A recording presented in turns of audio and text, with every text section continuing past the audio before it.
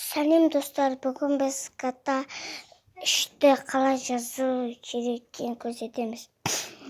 Бірінші біз мынандайға кіреміз. Мой файлден кіреміз. Мынандайға басамыз. Ката үштігінді басамыз. Устанавливая басамыз. Толған көтереміз.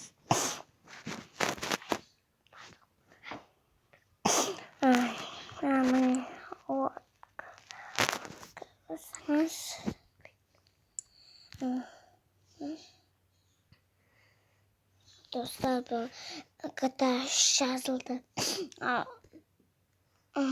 Videoya like basınlar. Kanal tıklayınca patlasın.